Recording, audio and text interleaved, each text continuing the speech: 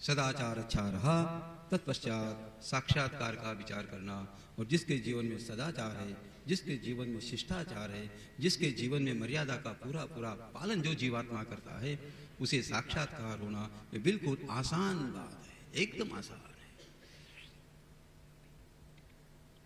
महर्षि वेदव्यास जी महाराज ने देवर्षि नारद का पूजन किया। आश्रम में लेकर के आते हैं, विराजित हो जाते हैं, साष्टांग दंडवत प्रणाम करते हैं, पूजया मास विधिवत पूजा की। और पूजा हो जाने के पश्चात जैसे ही देवर्षि नारद ने महर्षि वेदव्यास जी महाराज की ओर देखा और पूछा कि महर्षि, आज आपका मुखारविंद इतना मुरझा हुआ क्यों दिखता है, आप चिंताक्रांत क्यों? देवर्षि नारद ने कहा, महर्षि इतना ज्ञान आपके पास में, इतनी बुद्धिमत्ता आपके पास में है, वेदों का विभाजन आपने किया, 17 पुराणों की व्यवस्था आपने की, धर्म के बारे में लिखा, अर्थ के बारे में लिखा, व्यवहार के बारे में आपने लिखा, लेकिन तो भी आप चिंताग्रस्त क्यों दिखते हो?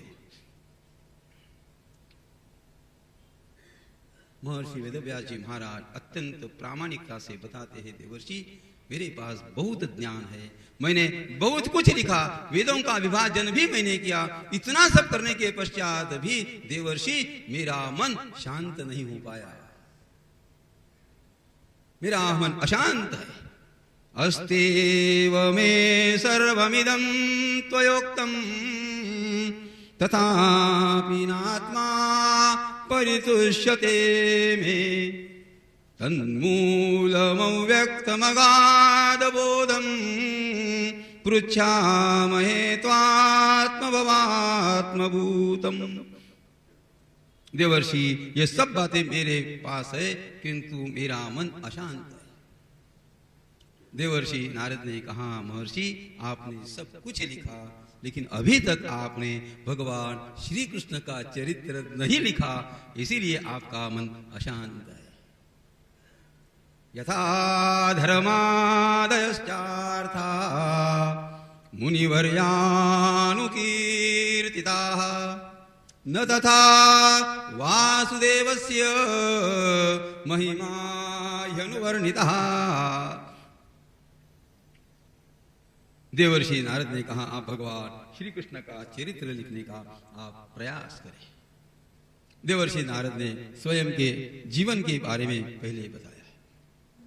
देखो, मैं स्वयं पहले गंधर्व था, बाद में दासी पुत्र जन्म होकर के मैं जन्म लेकर के मैं आया, तत्पश्चात मैं ब्रह्मा जी का पुत्र बन करके आया। ब्रह्मा जी महाराज ने मुझे यह वीणा प्रदान की, आप भी कृपा करके भगवान श्री कृष्ण का चरित्र लिखने का प्रयास करें। देवर्षि नारद स्वयं महर्षि वेदव्यास जी महाराज को चतुश्लोकी भागवत जी का उपदेश करते हैं, और जैसे आए थे वैसे देवर्षि नारद वहां से पुनश्च लौट जाते हैं। महात्मा सूत जी प्रश्न करते हैं, मुनीश्वरो, देवर्षि नारद जाने के पश्चात महर्षि वेदव्यास जी महाराज स्वयं के आश्रम में बैठते हैं और श्रीमद् भागवत जी की रचना प्रारंभ करते हैं। ब्रह्म नद्यां सरस्वत्या आश्रम पश्चिमे तटे शम्या प्रासिदि प्रोक्त ऋषीणां सत्रवर्धनः तस्मिन् स्वाश्रमे व्यासो बदरी षण्डमण्डिते बद्रिकाश्रमे। महर्षि वेदव्यास जी महाराज समाधि भाषा व्यासस्य, समाधि अवस्था में जो कुछ भी देखा वह महर्षि वेदव्यास जी महाराज ने लिखने का प्रयास किया। पिंगला माता गर्भवती होती है,